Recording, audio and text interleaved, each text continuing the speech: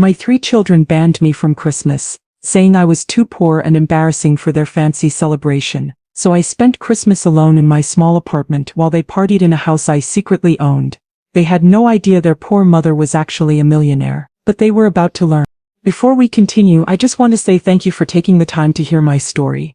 If you're comfortable, let me know where you're listening from and what time it is where you are. Now let me tell you my story. I never told my children how much money I really had. Not when I bought my first rental property. Not when I paid off their student loans through anonymous scholarships. Not when I quietly covered their down payments through shell companies they never questioned, and definitely not when they uninvited me from Christmas because I was too poor and embarrassing to sit at their table. Let me tell you how I spent Christmas alone in my modest apartment while my children celebrated in a house I secretly owned, and let me tell you what happened when they finally discovered the truth. My name is Evelyn Morrison. I'm 71 years old, and I've been invisible to my own children for the last decade. Not physically invisible. They see me. They just don't really look. When they look at me, they see an old woman in thrift store clothes driving a 15-year-old sedan. They see someone who lives in a small 2-bedroom apartment in a working-class neighborhood. They see a retired cleaning lady surviving on Social Security. They see poverty. They see embarrassment. They see someone who doesn't fit into the life they've built for themselves. What they don't see is the woman who made that life possible. They don't see the real estate portfolio of 18 rental properties worth over $3 million. They don't see the woman who brings in $15,000 a month in rental income. They don't see their mother who has quietly anonymously funded every major milestone in their adult lives. Because I never told them, and that was my mistake. Or maybe it was my test. A test they failed spectacularly. It started 40 years ago when I was a cleaning lady making $6 an hour. I cleaned office buildings at night. 5 days a week, sometimes 6 when I needed the overtime. My husband Raymond worked construction during the day. Between us, we made maybe $35,000 a year in the early 80s. We had 3 small children, Marcus, Simone, and Deacon. We lived in a tiny apartment with 2 bedrooms. The kids shared one room. We had the other. We drove an old car that broke down constantly. We shopped at thrift stores and discount groceries. We were poor. I'm not romanticizing it. We were genuinely struggling. But Raymond and I had a plan. We saved everything. Every single penny we didn't absolutely need for survival went into a savings account. We didn't eat out. We didn't take vacations. We didn't buy new clothes unless the old ones literally fell apart. For 5 years we saved. Our children wore hand-me-downs and second-hand shoes. They ate government cheese and powdered milk. They went to underfunded public schools. And they hated it. I remember Marcus at 12 years old, crying because his classmates made fun of his worn-out sneakers. I remember Simone at 10, ashamed to bring friends home to our cramped apartment. I remember Deacon at 8, asking why we couldn't have nice things like other families. I remember holding my babies and promising them someday things will be better. Someday you'll have everything you need. I kept that promise. I just did it quietly. When I was 38 years old, Raymond and I had saved $25,000. It had taken us 5 years of brutal sacrifice. But we had it. And we used it to buy our first property. A rundown duplex in a transitioning neighborhood. The mortgage was $800 a month. We rented out both units for $500 each. After the mortgage, we cleared $200 a month profit. It wasn't much, but it was a start. We lived in that duplex for 2 years while we fixed it up. Raymond did all the repairs himself. Plumbing, electrical, drywall, painting. I cleaned and managed the tenants. Our kids shared one bedroom again. They complained constantly. Why couldn't we live in a nice house? Why did we have to rent out our home? Why were we always working? I told them we're building something. Someday you'll understand. They didn't understand. They just knew they were poor and embarrassed. When Marcus was 16, he stopped bringing friends home entirely. When Simone was 14, she started lying about where she lived. When Deacon was 12, he asked if we could pretend to be someone else's family. It broke my heart, but I kept working. I kept saving. I kept building. Raymond died when I was 56. Sudden heart attack on a construction site. 1 minute he was alive, the next he was gone. I thought my world would end. We'd been married 32 years. We'd built everything together. The duplex had become 4 properties, then 7, then 10. We were finally comfortable. Not rich, but secure. And then he was gone. At the funeral, my children, all adults by then, stood around me and cried. Marcus was 33. Already married to Vanessa. working his corporate job. Simone was 30, engaged to Kenneth, planning her boutique. Deacon was 27, finishing his architecture degree. They cried for their father, but I noticed something that day that chilled me. When the lawyer read Raymond's will, and they discovered he'd left everything to me, all the properties, all the savings, everything, I saw something flicker across their faces. Disappointment. They'd been expecting an inheritance. They'd been counting on it. Marcus had actually asked me, 2 weeks after the funeral, if I was going to sell the properties and distribute the money. It's what Dad would have wanted, he'd said, for his children to be taken care of. I'd looked at my son and said, your father wanted you to learn to take care of yourselves. That's why we raised you the way we did. He'd looked at me with something like contempt and never brought it up again, but I noticed all 3 of my children pulling away after that, visiting less, calling less, including me less in their lives, because I hadn't given them money, because I was still living in my modest apartment, still driving my old car, still dressing in thrift store clothes, because I was still poor in their eyes, and they'd moved on to better things. But here's what they didn't know.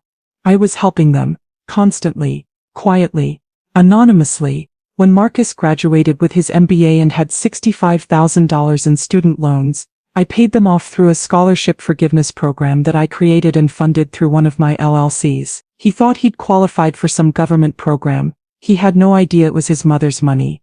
When he and Vanessa were trying to buy their first house and couldn't afford the down payment, I arranged for an anonymous grant for first-time home buyers through another shell company. $90,000. They thought they'd won some kind of lottery. It was me. When Simone wanted to open her boutique and needed $80,000 in startup capital, I approved her business loan through Morrison Holdings LLC, a company name she never questioned, never researched. She's been paying me back in small monthly installments for 8 years. She has no idea she's paying her mother. When Deacon's wife divorced him and he owed $25,000 in settlement costs he didn't have, an anonymous benefactor paid it. He spent weeks trying to figure out who his guardian angel was. He never once considered it might be his poor mother. Over 20 years I've given my children over $500,000, and they don't know. They think everything they have, they earned themselves. They think they're self-made. They think they're successful despite having a poor mother, not because of her. And that's why this Christmas hurt so much. It was early December when Simone called me. I was in my apartment.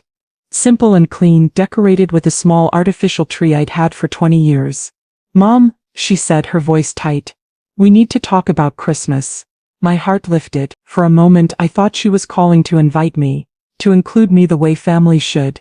Of course, baby, I said. What time should I come? Should I bring anything? There was a long pause. Then she said, actually, Mom, that's what I need to talk to you about. We've decided, this year we're doing Christmas a little differently. Just immediate family. You understand. I didn't understand. I am immediate family. Simone, I'm your mother. Another pause. I know, Mom. But look, Marcus is hosting this year, and Vanessa has invited some important people, colleagues, neighbors, people from their social circle, and we think it would be better if you didn't come this year. The words hit me like a physical blow. You're uninviting me from Christmas? We're not uninviting you, she said quickly. Mom, you have to understand. These people, they're important. They're successful. They're a certain kind of people. And you, she trailed off. And I'm what? I asked, my voice steady despite the pain blooming in my chest. Mom, you dress like you shop at Goodwill. You drive that old car. You live in that tiny apartment. You're going to make us look bad. There it was. The truth I'd known but never wanted to confirm. My children were ashamed of me. Simone? I said carefully. Do you know why I live the way I do? Because you're poor, Mom. Because you and Dad never made anything of yourselves. Because you spent your whole lives cleaning buildings and hammering nails. And that's fine. It's respectable. But it's not our world anymore. We've moved up. We've built something better. And we can't have you dragging us back down. I was quiet for a long moment. Then I asked, does Marcus agree with this? Does Deacon? Marcus is the one who suggested it, she admitted. And Deacon feels bad, but he agrees it's for the best. Mom, we're not trying to hurt you. We're just trying to protect what we've built. You understand, right? I understand perfectly, I said. Then you're okay with it. You'll have Christmas on your own this year. I thought about telling her the truth right then. I thought about revealing that the house Marcus was hosting Christmas in, that beautiful 4-bedroom colonial with the 2-car garage, I owned it. The down payment came from my money. The mortgage had been mysteriously paid off last year when Marcus got laid off for 3 months and couldn't make payments. That was me too, through another anonymous intervention. I thought about telling Simone that her boutique, her pride and joy existed because of my money, that she was paying me back every month, that her condo, her car, her entire lifestyle was built on my silent foundation. I thought about telling Deacon that every major crisis in his life had been solved by my money, my planning, my love, but I did it because I wanted to see how far they would go. I wanted to see if any of them would feel guilty, if any of them would call back and say, "We made a mistake. Please come. You're our mother and we love you regardless of how much money you have." So I just said, "I understand, babe. You have a nice Christmas with your family," and I hung up. The next 3 weeks were the loneliest of my life. I waited for the call that never came. I waited for Marcus to reach out and say Simone was wrong. I waited for Deacon to invite me to his place instead. I waited for any of my 3 children to remember that I was their mother and I deserved better. The call never came. Instead, I saw their Facebook posts. Pictures of them Christmas shopping together, photos of Marcus's house being decorated elaborately, posts about the intimate family gathering they were planning. Comments from friends saying, "Can't wait to celebrate with you," but not one word to me. Not one invitation. Not one acknowledgement that they had a mother who would be spending Christmas alone. My neighbor Ruby noticed. She always noticed everything. On December 23rd she knocked on my door with a plate of cookies. "Evie," she said, settling into my worn armchair, "where are you going for Christmas?" "Nowhere," I said simply. "Staying here." Her eyes narrowed. "Your children, busy with their own families." "Their own families? Woman, you are their family." She was getting worked up. Ruby had known me for 40 years. She'd watched me buy my first property, then my second, then my 10th. She knew exactly how much money I had. She'd been telling me for years to tell my children the truth. "They don't want me there, Ruby," I admitted. "They said I would embarrass them." Ruby's face went through several expressions. Shock, rage, disbelief. "Those ungrateful. Evie, you paid for their entire lives. You've given them everything. They don't know that. Then tell them." "No," I said firmly. "Not yet. I want to see what they do. I want to see if even one of them develops a conscience." Ruby shook her head. "And if they don't, then I'll know exactly where I stand with my children, and I'll act accordingly." Christmas Eve arrived. I woke up alone in my apartment, made coffee, sat by my small tree, turned on the television, watched families in movies celebrate together, felt the ache in my chest grow deeper. My phone rang once. It was Pastor Williams from my church, inviting me to Christmas service, and the dinner afterward. "I'd love to have you, Evelyn," she said warmly. "No one should be alone on Christmas." I almost said yes, but then I thought, no. I'm going to sit with this loneliness. I'm going to feel it fully, because this is what my children chose for me. This isolation, this abandonment, and I want to remember exactly how it feels when the time comes to reveal the truth. "Thank you, Pastor," I said, "but I think I need to be alone this year." She understood. She'd known me long enough to know when I was processing something. "Call me if you change your mind. And Evelyn, God sees everything. Your children's judgment day is coming." She had no idea how right she was. Christmas morning was brutal. I woke up to silence. No children rushing in with gifts. No grandchildren's laughter. No family breakfast. Just me, alone, in my apartment. I made myself eggs and toast.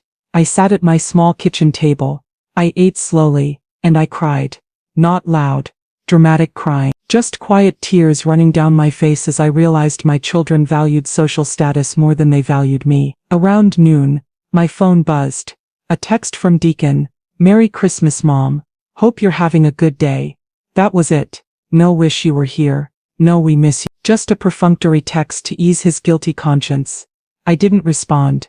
An hour later, Simone posted photos on Facebook. The Christmas celebration at Marcus's house. It was elaborate. A massive tree with hundreds of ornaments and light. A dining room table set for 20 people with expensive china and crystal. Simone, in a designer dress. Marcus in a suit. Vanessa playing hostess. Kenneth carving a ham. the grandchildren opening presents, everyone smiling, laughing, celebrating, and not one mention of me, not one acknowledgement that a member of their family was missing. I sat on my couch and scrolled through those photos, and something inside me shifted. The hurt transformed into something colder, harder, more resolved. They'd made their choice, now I would make mine. I spent the rest of Christmas Day making phone calls. First, I called my attorney James Okonkwo. "James," I said, "it's time." He knew immediately what I meant. "You're sure?" "I'm sure. I want every document, every transaction, every anonymous payment, every grant, every scholarship, every loan. I want a complete accounting of every dollar I've given my children over the past 20 years. That's going to be substantial, Evelyn. I know. Get it ready. I'll need it within a week. Consider it done." Next, I called my property manager. "I want to know the status of 447 Maple Street. That was Marcus's address.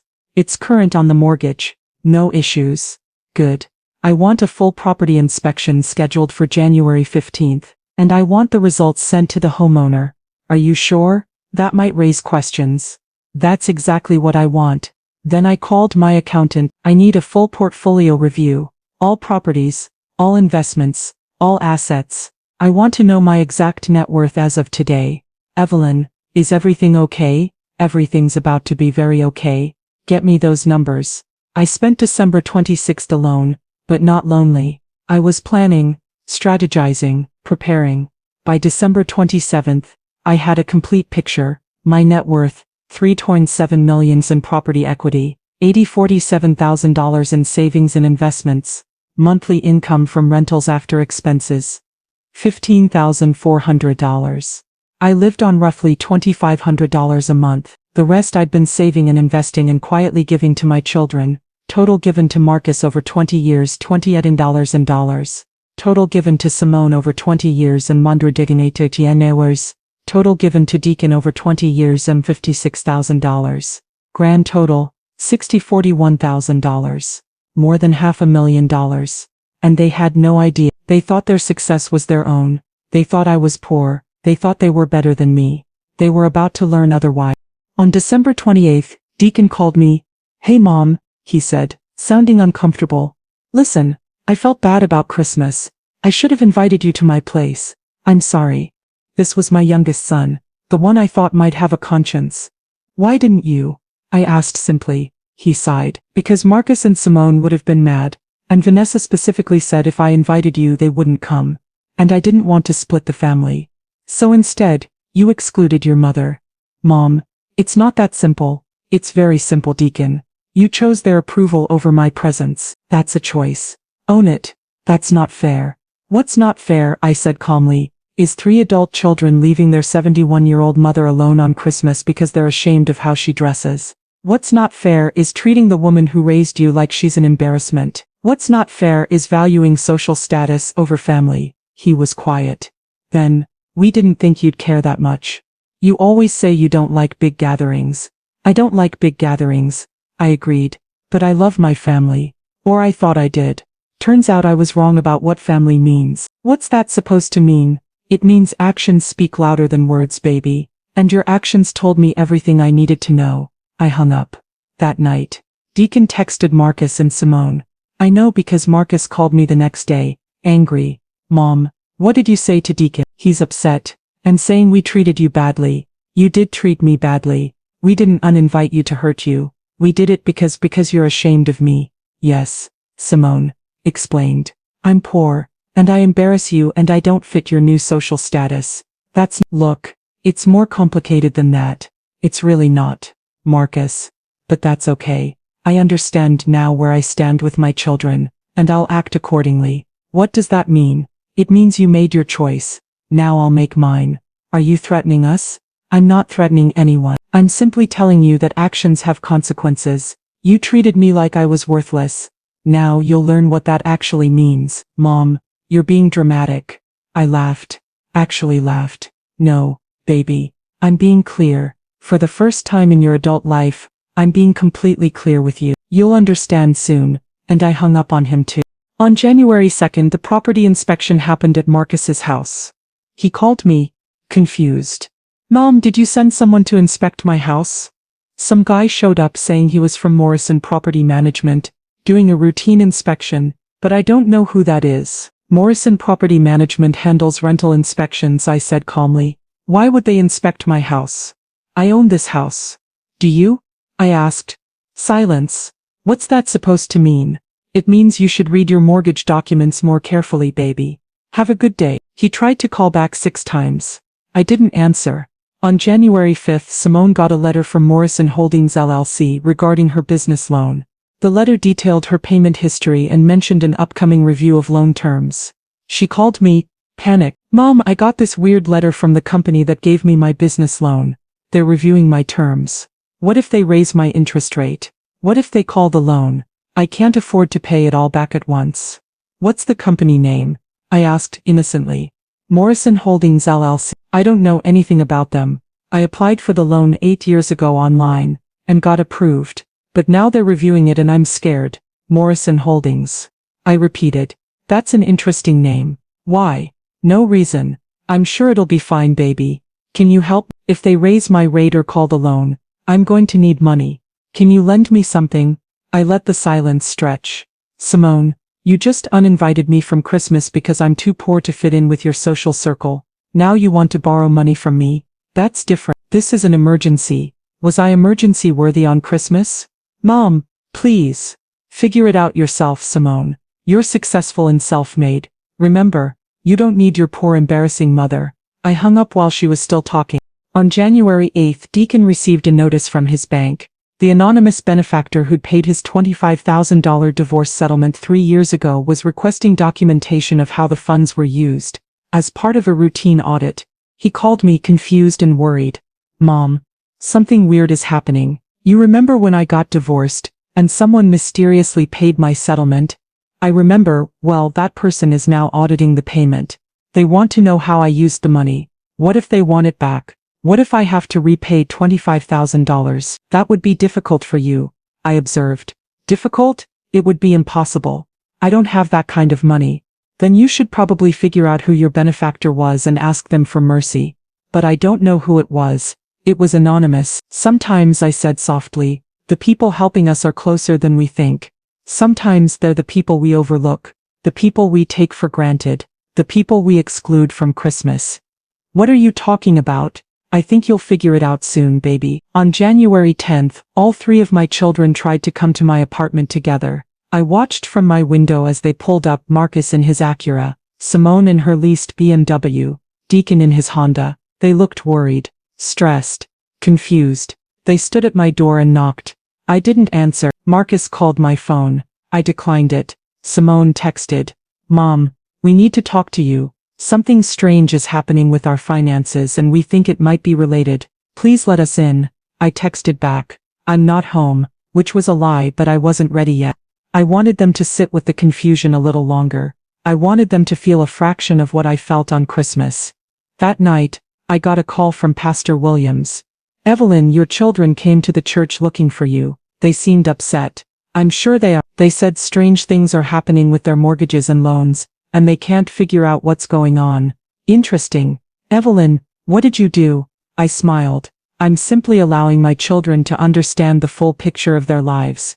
They think they're self-made. They're about to learn the truth. On January 15th, I arranged a meeting. Not at my apartment. Not at anyone's home. At James Okonkwo's law office. Neutral ground. Professional setting. I told each of my children separately, if you want answers about what's happening with your finances, be at this address at 2 p.m., come alone. No spouses.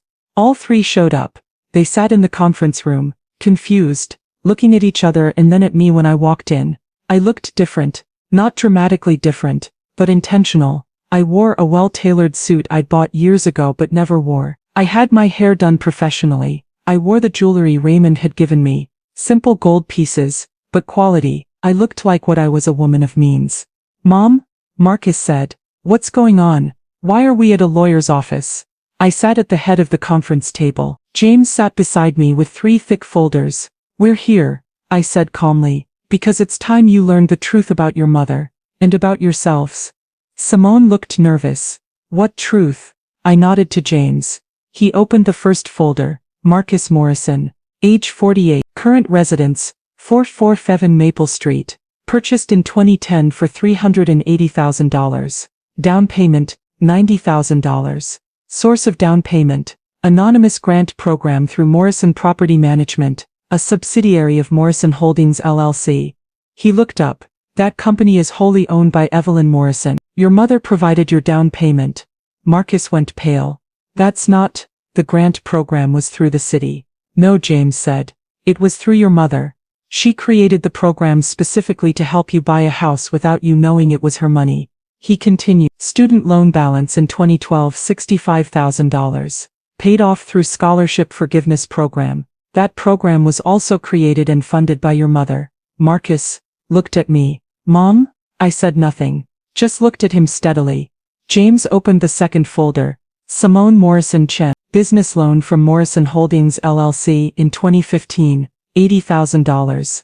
At 3% interest. You've been making payments for 8 years. Every payment has gone to your mother. She owns the company that gave you the loan. Simone's mouth opened but no sound came out. Additionally, James continued, your condo down payment of $60,000 in 2013. Source anonymous gift from Morrison Family Trust. That's also your mother. He opened the third folder. Deacon Morrison. Student loans paid off in 20. Source scholarship program, funded by Morrison Holdings LLC. Divorce settlement payment in 20. James pulled out a summary sheet. Total financial assistance provided by Evelyn Morrison to her 3 children over the past 20 years. $41,000. None of it was disclosed because she wanted you to believe you'd earned your success yourselves. She wanted you to have confidence and independence. He looked at my children. She also wanted to see if you would value her regardless of whether you knew she had money. You failed that test spectacularly. The room was silent. Then Marcus said, this can't be real. You're poor, Mom. You live in a tiny apartment. You drive an old car. You dress like, he trailed off. Like someone who shops at Goodwill? I finished for him. Yes, I do shop at Goodwill. Because I don't need to impress anyone. Because I know my worth isn't determined by my clothes or my car. Because I value saving and investing over spending and showing off. I stood up and walked to the windows. I'm worth 3 towers $7 million, Marcus. I own 18 rental properties. I bring in over $15,000 a month in rental income. I live on a small fraction of that and invest the rest. I'm not poor. I never was. I just don't advertise my wealth because it's no one's business but mine. Simone found her voice. Why didn't you tell us? I turned to look at her.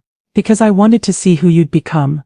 I wanted to see if you'd value hard work, humility, kindness. I wanted to see if you'd love your mother regardless of how much money she had. I walked back to the table. You failed. You didn't just fail. You excluded me from Christmas because you were ashamed of me. You told me I would embarrass you. You said I didn't fit your social circle. You left me alone on Christmas because I wasn't good enough for you. Tears were streaming down Simone's face. We didn't know. You didn't care to know. I corrected. You made assumptions based on appearances. You judged me based on my clothes and my car and my apartment. You never once asked me if I was okay. If I had enough. If I was happy. You just decided I was poor, and therefore not worth including in your life. Deacon spoke for the first time. Mom, I'm so sorry. I wanted to invite you. I really did, but I was afraid of what Marcus and Simone would think. I was a coward. Yes, I agreed. You were, and that's almost worse than their cruelty, Deacon, because you knew it was wrong and you did it anyway. Marcus was shaking his head. This is insane. You've been lying to us for 20 years? I've been helping you for 20 years? I corrected, anonymously, quietly, without any expectation of gratitude or recognition. I paid off your debts. I bought your houses. I funded your dreams, and I asked for nothing in return except basic human decency. And you couldn't even give me that. So what now? Marcus asked, his voice hard. Are you going to take it all back? Demand repayment? Kick me out of my house? I looked at him for a long moment. I should. That would be fair. You excluded me from your family, so I should exclude you from my financial support. But I'm not going to do that. Relief flooded his face. However, I continued, and the relief vanished. Things are going to change. Significantly. I sat back down. First, Simone, your business loan. The interest rate is going to 8%. Market rate. No more sweetheart deal. You want to be treated like a real business owner? Fine. You'll pay like one. Simone gasped. That will double my monthly payment. Yes. You'll have to adjust your budget. Cut back on the designer clothes you can't actually afford. Maybe skip the lease on the BMW and drive something reasonable. Live within your actual means instead of pretending to be wealthy. She looked stricken but nodded. Second, Marcus. The property inspection revealed several code violations. As the owner of the mortgage through my holding company, I could technically call the loan until those are fixed. I'm not going to do that. But you're going to fix them at your own expense. No more anonymous gifts covering your problems. How much will that cost? Probably $15,000. You'll need to figure it out. His jaw clenched but he nodded. Third, Deacon, your settlement payment. I'm calling it due. All $25,000. You have 6 months to pay it back. 6 months? He said, panicked. I don't have that kind of money. Then you'll need to get a second job. Sell some things. Figure it out. The same I figured out how to build wealth from nothing. The same way I figured out how to help my ungrateful children while they mocked me behind my back. I stood again. But more importantly than the money, here's what's going to change. You're going to include me in your lives. Not because I have money, but because I'm your mother and I deserve respect. You're going to introduce me to your friends and colleagues without shame. You're going to invite me to family gatherings without hesitation. You're going to teach your children, my grandchildren, that their grandmother is someone worthy of love and respect regardless of how she dresses or what car she drives.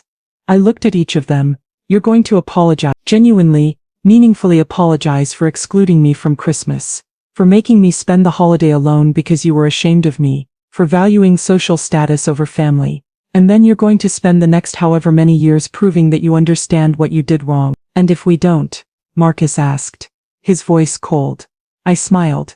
It wasn't a nice smile. Then I sell all the mortgages to real banks at full market rate. I call Simone's loan. I demand Deacon's repayment immediately. I remove you from my will entirely. I cut you off completely and you get to see how self-made you really are. The room was silent. But it won't come to that.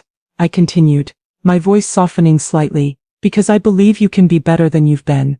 I believe you can learn from this. I believe you can grow into people who value character over status, substance over appearance, family over social climbing. I walked to the door and paused. You have 1 week to decide. In 1 week we're having a family dinner at my apartment. All of you with your spouses and your children. We're going to sit around my modest kitchen table and eat a simple meal and talk like a real family. And if you can do that without shame, without judgment, without acting like you're slumming it by visiting your poor mother, then we can begin to rebuild. I opened the door. If you can't do that, then we're done. Financially, emotionally, completely. Choose wisely. I walked out, leaving them sitting in stunned silence. The next week was interesting. On day 2, Deacon showed up at my apartment. He knocked softly. I opened the door. He stood there with tears streaming down his face. Mom, I'm so sorry. I'm so incredibly sorry. I was weak and cowardly and I hurt you. You deserved better. You deserved so much better. I let him stand there for a moment. Then I opened the door wider. Come in, baby. He came in and we sat on my modest couch. And he cried. Really cried. I knew it was wrong, he said. The whole time I knew it was wrong to exclude you. But I was afraid. Afraid of Marcus's judgment. Afraid of Simone's comments. Afraid of not being included if I stood up for you. And that's pathetic. Yes, I agreed. It is. I don't deserve your forgiveness. Probably not, I said. But you're going to earn it anyway. Because unlike your siblings, you at least have the courage to admit what you did was wrong. He looked at me. The money. I had no idea. All this time you've been helping me and I never even thanked you. I didn't want thanks, I said. I wanted respect. I wanted to be valued for who I am, not for what I can provide. You have my respect, Mom. You've always had it. I just failed to show it. We sat together for 2 hours. We talked about Raymond, about the old days, about how hard I'd worked to build something from nothing. And slowly I felt my anger toward him softening, not disappearing. He'd still hurt me deeply, but softening around the edges. Are you coming to dinner next week? I asked. I'll be there, he promised. And Mom? I'm bringing flowers, and I'm telling Marcus and Simone that if they can't treat you with respect, they can count me out permanently. I'm done choosing their approval over your dignity. I squeezed his hand. That's all I ever wanted, baby. For one of my children to choose me. On day 4, Simone showed up. Unlike Deacon, she didn't come crying, she came defensive. Mom, I've been thinking about what you said, and yes, we should have invited you to Christmas. That was wrong, but you have to understand our perspective. We worked hard for what we have. We didn't know you were funding it, but we still put in the work. We still built our careers. We still Simone. I interrupted. Are you here to apologize or to justify? She stopped, looked at me, and something in her face crumbled.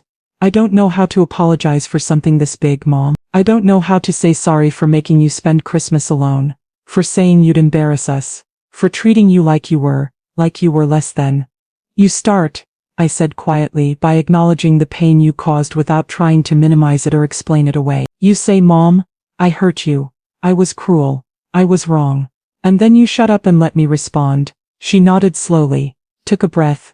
Mom, I hurt you. I was cruel. I was wrong. I excluded you from Christmas, because I cared more about what other people thought than I cared about your feelings. I made you feel worthless when you're actually amazing. You built all of this from nothing, and I never even noticed. I'm so sorry. The tears came then. Real tears, not performative ones. I'm sorry I didn't see you. I'm sorry I judged you. I'm sorry I taught my daughter Zara that appearances matter more than character, because she's been asking about you. You know, asking why Grandma wasn't at Christmas, asking why we never visit you, and I made up excuses because I was ashamed to tell her the truth, that we excluded you on purpose. I felt my own eyes getting wet. Zara asked about me. She loves you, Mom. She's always loved you. She sneaks to call you sometimes because she misses you. And I've been discouraging it because I didn't want her to see how we live differently, but she sees anyway, and she thinks I'm wrong. My 16-year-old daughter has more moral clarity than I do. Simone wiped her face. I'm coming to dinner, and I'm bringing Zara, and I'm going to tell her the truth about who her grandmother really is. Not the money part, the character part, the strength part, the part where you built something incredible and stayed humble anyway. That's all I want, I said, for my grandchildren to know me, really know me. They will, Simone promised. I'll make sure of. On day 6, Marcus finally showed up. He didn't come alone. He brought Vanessa. That was interesting. They stood at my door, both looking uncomfortable. Mom, Marcus said, we need to talk. I let them in. We sat in my small living room, them on the couch, me in my armchair. Vanessa looked around my apartment with poorly disguised surprise, probably finally seeing it for what it was. Modest but clean, simple but comfortable, poor in appearance but rich in peace. I've been doing a lot of thinking, Marcus began, about what you said, about what we did, and I need to be honest with you. Please do. When Dad died, I was angry. Angry that he didn't leave us money directly. Angry that everything went to you. Angry that we had to keep working and struggling while you sat on assets worth millions. I felt my jaw tighten, but I stayed quiet. I thought you were being selfish, he continued. I thought you were hoarding wealth while your children needed help. I didn't understand that you were helping us. Constantly. Quietly. I thought we were succeeding despite you when actually we were succeeding. Because of you. Vanessa spoke for the first time. Mrs. Morrison, I owe you an apology too. I was the one who pushed hardest to exclude you from Christmas. I was the one who said you'd embarrass us in front of our guests. And that was horrible. It was classist and cruel, and wrong. Why did you do it? I asked directly. She looked down at her hands. Because I grew up poor too. Really poor. And I spent my whole adult life trying to distance myself from that. Trying to appear wealthy and successful and refined. And when I saw you, saw how you dressed, how you lived, it reminded me of where I came from, and I was ashamed. Not of you really, of myself, of my own background. She looked up at me with tears in her eyes. I took out my own insecurity on you. I made you pay for my shame, and I'm so sorry. I studied her for a long moment. Do you know why I still live in this apartment, Vanessa? Why I still drive my old car and shop at thrift stores? She shook her head. Because I'm not ashamed of where I came from. I'm proud of every dollar I have. I earned through hard work and sacrifice and smart choices. I don't need a big house or expensive clothes to prove I'm successful. I already know I am. The people whose opinions matter, they know too. Everyone else? Their opinions don't matter. I leaned forward. You can't run from poverty by pretending to be rich. You can only escape it by building real wealth and then being secure enough not to flaunt it. That's the difference between you and me. I have nothing to prove. You're still trying to prove everything. Vanessa nodded slowly. You're right. You're absolutely right. Marcus cleared his throat. Mom, I know I can't undo what we did. I can't give you back that Christmas. But I want to try to make it right. We're coming to dinner next week. All of us. And we're going to sit at your table and eat your food and be grateful for it. No complaints. No judgment. No acting like we're too good for any of it. And after dinner? I asked. What happens when you leave here and go back to your big house with your important friends? Are you going to pretend this conversation never happened? Are you going to go back to being ashamed of me? No, he said firmly. We're going to invite you to things, regular things. Destiny's college graduation in May. You're sitting with us in the family section. Cameron's birthday party next month. You're invited, and if he has a problem with it, I'll handle it. Our next dinner party, you're invited, and our guests can meet you or leave. Vanessa added. And I'm going to apologize to you publicly. At the next neighborhood gathering, I'm going to introduce you as my mother-in-law, and tell everyone what an incredible woman you are. No more hiding you. No more shame. I felt something loosen in my chest. Not forgiveness yet. That would take time. But the beginning of it. The possibility of it. Okay, I said. Okay, we'll see how dinner goes, and we'll move forward from there. They stood to leave. At the door, Marcus turned back. Mom, thank you, for everything, for the money, yes, but more for the lesson. I needed to learn this. We all did. After they left, I sat in my apartment and felt something I hadn't felt in weeks. Hope. Maybe my children could change. Maybe they could learn. Maybe this family could be repaired. Ruby came by that evening with leftovers from her dinner. She took one look at my face and smiled. They came to grovel, didn't they? They came to apologize. I corrected. Some more sincerely than others. And you forgave them. I'm considering it. We'll see how they do at dinner. Ruby shook her head in admiration. Evelyn Morrison, you are something else. Most people would have cut them off completely, taken all the money back, made them suffer. I thought about it, I admitted. On Christmas Day I thought about selling everything they had out from under them.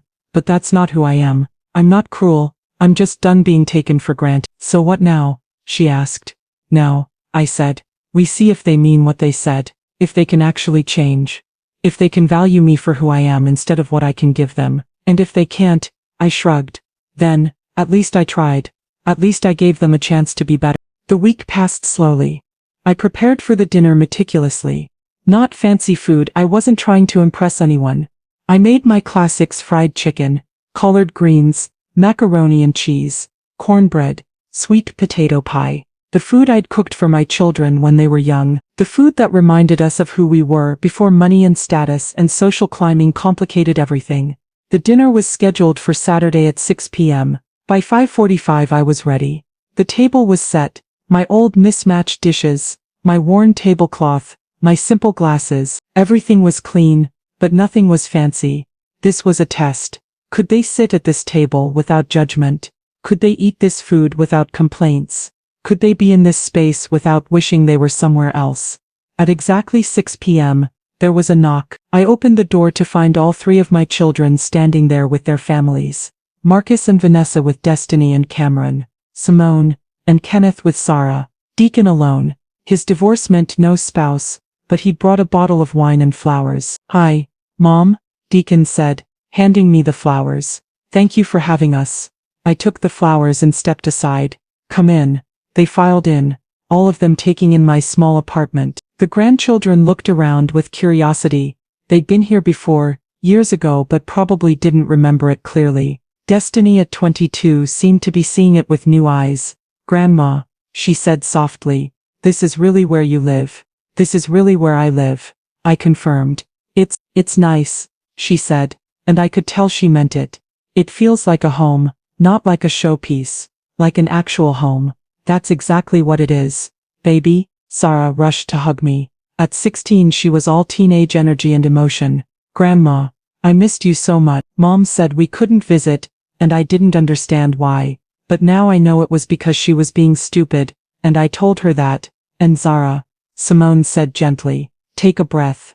Sarah grinned at me. I'm just happy to be here. I brought you something. She handed me a small wrapped package. I opened it to find a framed photo of the two of us from years ago. She was maybe 10. I was in my 60s. We were at a park feeding ducks, both of us laughing. I found it in an old album, Zara said. It made me think about how much fun we used to have, before everything got weird. I felt tears prick my eyes. Thank you, sweetheart. This is perfect. Cameron at 19, hung back awkwardly. He looked uncomfortable, like he'd rather be anywhere else. But he was here. That was something. We gathered around my small kitchen table. It was cramped with 10 people, but we made it work. I brought out the food and watched their reactions. Vanessa's eyes widened at the spread. This was probably more soul food than she'd allowed herself to eat in years. Kenneth looked delighted, the kids looked hungry. I said grace. Something I always did but my children had probably stopped doing in their own homes. We held hands around the table and I thanked God for family, for food, for second chances. When I finished, Marcus said quietly, Amen. We ate. At first the conversation was stilted, awkward. But gradually as the food worked its magic, people relaxed. Kenneth complimented the collard greens. Deacon asked for the cornbread recipe. Vanessa admitted she hadn't had fried chicken this good in years. The grandchildren ate with enthusiasm, asking for seconds and thirds. Slowly we started talking. Really talking. Not about money or status or accomplishments. About memories. About Raymond. About the old days when we were poor but together. Remember, Simone said, smiling through tears. When Dad tried to fix the sink and ended up flooding the whole bathroom, Marcus laughed. And Mom made him sleep on the couch for a week because she was so mad. I wasn't mad about the sink, I corrected. I was mad because he didn't call a plumber when I told him to. Your father was stubborn, like his children, Deacon said quietly. That hung in the air for a moment. Then Marcus nodded. Yeah, like us. Stubborn, and stupid, and too proud for our own good. He looked at me. Mom, I need to say this in front of everyone. What we did to you at Christmas was unforgivable. We excluded you because we were ashamed. Not of anything you did, but of our own insecurity. We were so busy trying to appear successful, that we forgot what real success looks like. It looks like you building something real from nothing. Staying humble, helping others without needing credit. That's success. And we lost sight of it. Simone added, I've been thinking about what you said, about how you wanted us to value character over status. And I realized I've been teaching my daughter the exact opposite. I've been teaching her that appearances matter, that money matters, that fitting in matters, but you taught us something different. You taught us that integrity matters, that hard work matters, that family matters. And I forgot. I'm sorry. Deacon simply said, I was a coward. I knew excluding you was wrong and I did it anyway. I'm ashamed of that. But I'm here now, and I'm not going anywhere. No matter what Marcus or Simone or anyone else thinks, I'm not excluding you ever again. Vanessa spoke up, Mrs. Morrison, I've spent my whole adult life running from poverty, running from my background, trying to appear to be something I'm not. And in doing that I hurt you. I made you the symbol of everything I was trying to escape. But you're not a symbol. You're a person who deserves respect and love. And I'm sorry I forgot that. Kenneth, who'd been mostly quiet, cleared his throat. Mrs. Morrison, I grew up in Nigeria. My family was poor, really poor. My father was a taxi driver. My mother sold vegetables in the market. They sacrificed everything to send me to medical school. And when I came to America, I promised myself I'd make them proud. I'd be successful. I'd be respectable. But somewhere along the way I started equating success with wealth and respectability with status. You reminded me what real success looks like. It looks like my parents. It looks like you. People who build something real and stay humble about it. Thank you for that reminder. Destiny, who'd been listening to all of this, said, Can I say something? Everyone looked at her. She took a breath. I'm 22 years old and I've spent my whole life thinking my family was special. That we were better than other people. That our nice house and expensive things meant we were successful. But Grandma, you've been quietly supporting all of us this whole time and we didn't even know. You didn't brag. You didn't demand recognition. You just helped. Because that's what family does. And that's the kind of person I want to be. Not someone who shows off. Someone who quietly helps. Someone like you. I had to wipe my eyes. Thank you, baby. That means more than you know. Zara was crying openly now. Grandma, I'm so sorry we didn't have you at Christmas. I asked Mom where you were and she said you were busy, but I knew something was wrong. I wanted to call you, but Mom said to give you space. But I should have called anyway. I should have come to see you. I'm sorry, you were being a good daughter, I told her. Following your mother's guidance? That's what you're supposed to do at 16. But Mom's guidance was wrong, Zara said, looking at Simone. No offense, Mom, but it was, and I should have said something. Simone reached over and squeezed her daughter's hand. You're right, it was wrong, and I'm glad you have the courage to say it. That means I haven't completely ruined you. Cameron finally spoke, his voice quiet. Grandma, I didn't really understand what was happening. I just knew you weren't invited to Christmas. And I thought it was weird, but I didn't say anything. I should have. I'm sorry. You're here now, I said. That's what matters. We finished dinner and moved to dessert, sweet potato pie with whipped cream. As we ate, the conversation continued, lighter now, flowing more naturally. We laughed. We reminisced. We connected. This was what I'd wanted. Not fancy restaurants or expensive gifts.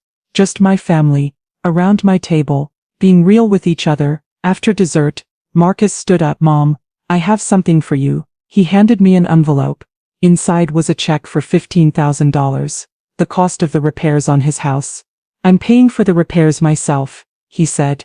No more anonymous help, no more bailouts. I'm taking responsibility for my own house. Simone handed me a check too. First payment on my adjusted loan terms. The higher interest rate. I'm not asking for leniency. I'm paying what I owe. Deacon handed me a payment plan. $25,000 divided by 6 months.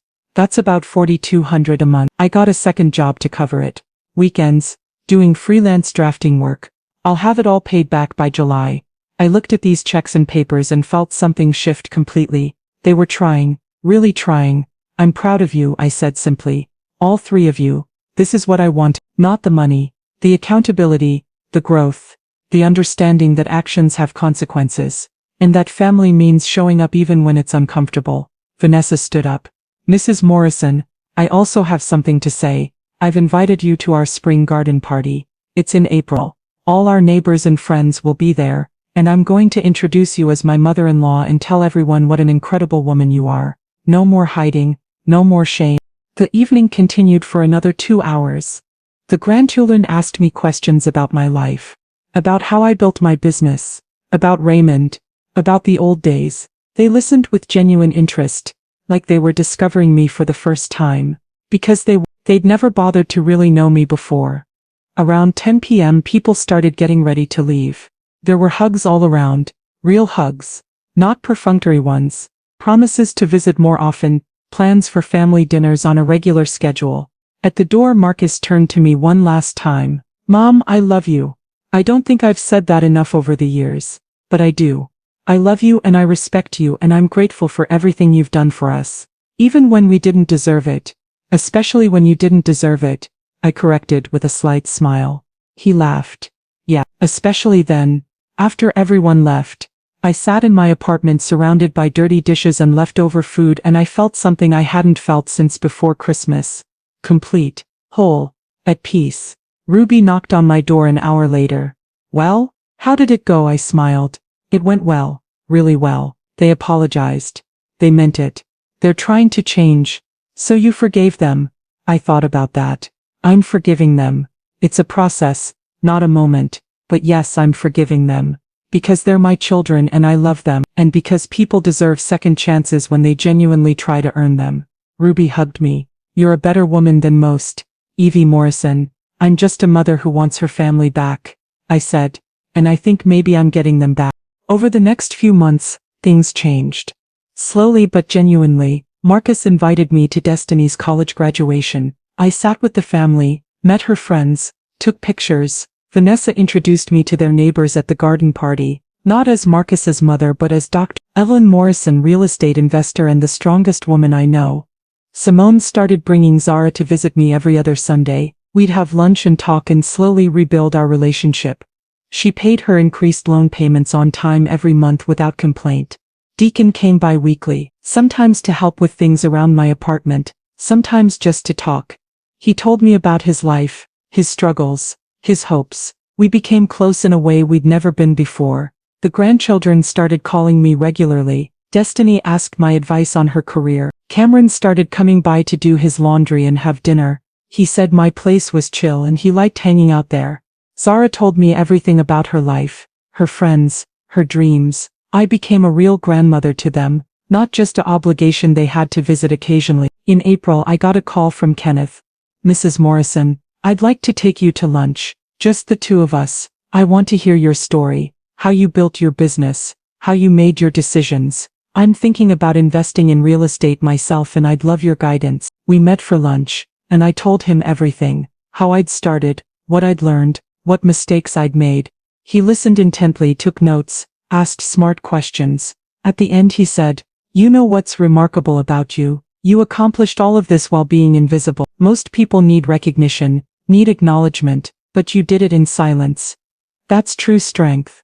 I did it in silence, I agreed, because the work was its own reward. I didn't need applause, I needed security, for myself and my children. Even when they didn't appreciate it, they appreciate it now, he said. "Simone talks about you differently now, with respect, with awe. She's teaching Zara about what you built, about how you did it. You're becoming her hero." That made me smile. Better late than never. In June, the whole family gathered at my apartment again. This time it wasn't awkward or forced. It was natural. Easy. My children helped me cook. The grandchildren set the table. We ate and laughed and told stories. At one point, I looked around my small kitchen table at all these faces. My children, their spouses, my grandchildren. And I felt overwhelmed with gratitude. Not because they'd finally accepted me, but because we'd survived the crisis. We'd made it through the pain to the other side.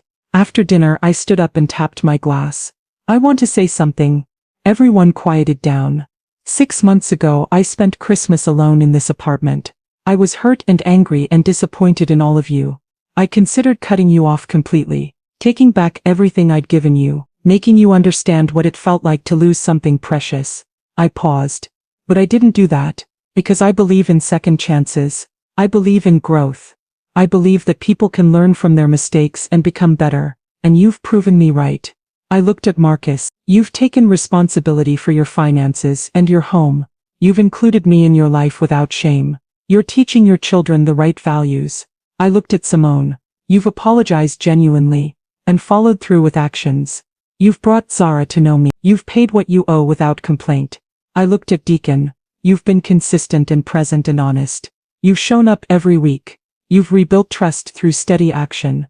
I looked at all of them. "I'm proud of you. All of you.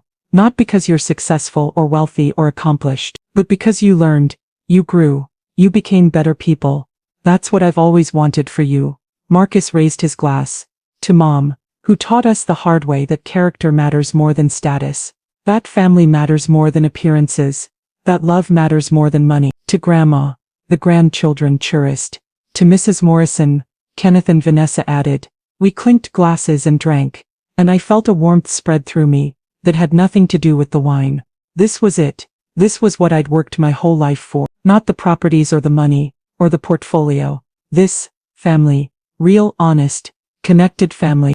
Later that night, after everyone had gone home, I sat in my apartment and thought about everything that had happened. I thought about that terrible Christmas alone, about the hurt and anger and disappointment, about the temptation to punish my children for their cruelty, about the decision to give them a chance to make it right. I pulled out my phone and looked at the photos from the evening. My children laughing, my grandchildren smiling, everyone together genuinely happy to be in my modest apartment eating my simple food. This was better than revenge. This was redemption, not just for them but for me too, because I'd learned something important. Money can't buy love or respect, but it can't steal it either. My children had judged me based on appearances. They'd valued status over substance. They'd almost lost their mother because of their own insecurity and shame, but they'd learned, they'd grown, they'd changed, and I'd forgiven them, not because they deserved it immediately, but because forgiveness is a gift we give ourselves as much as others. Holding on to anger would have poisoned me. Cutting them off would have hurt me as much as them. Instead, I'd given them a chance to be better, and they'd taken it. My phone buzzed. A text from Marcus. Thank you for tonight, Mom. Thank you for not giving up on us. We love you. Then Simone. Best family dinner ever. Same time next month? Then Deacon. You're the strongest person I know. Thank you for teaching me what that looks like. I smiled and texted back to all of them. I love you all. See you soon. I turned off the lights and got ready for bed. As I passed my small Christmas tree, still up even though it was June, because I liked the lights. I thought about that lonely Christmas that had started everything. It had been the worst day of my life, but it had also been the catalyst for the best change in my family. Sometimes you have to break something completely before you can rebuild it properly. Sometimes you have to lose everything before you can appreciate what you have. Sometimes you have to spend Christmas alone before you can truly understand the meaning of family. I'd spent Christmas alone because my family was ashamed of me. But I hadn't stayed alone. I'd used that loneliness as fuel. I'd used that hurt as motivation. I'd used that rejection as a teaching moment. And my children had learned. They'd discovered that their poor mother was actually the foundation of everything they had. They'd learned that wealth isn't about appearances but about substance. They'd learned that family isn't about status but about love. They'd learned that their mother, their tired, simple thrift store shopping mother, was actually the strongest, smartest, most successful person they knew. And most importantly, they'd learned that it's never too late to make things right. To apologize, to change, to grow, to become the people you should have been all along. As I climbed into bed, I thought about Raymond, about what he'd told me all those years ago. Build in silence, let your success make the noise. I built in silence for 40 years, and when the time came, my success had made all the noise necessary. Not the noise of bragging or showing off, but the noise of truth, the undeniable truth, that the woman they'd judged and dismissed and excluded was actually the architect of everything they valued. That was the sweetest revenge of all. Not destroying them but revealing the truth and watching them realize what they'd almost lost. I fell asleep that night with a smile on my face. Because I'd spent Christmas alone, yes. But I'd never be alone again. My family had come back to me. Not because I'd demanded it. Not because I'd bought their love. But because they'd finally learned what I'd been trying to teach them all along. That the measure of a person isn't in their bank account or their wardrobe or their zip code. It's in their character, their integrity, their ability to love without condition and give without expectation. I'd taught them that lesson the hard way, but they'd learned it, and that was worth more than all the money I'd ever made. That was worth everything. The end. Thank you for watching.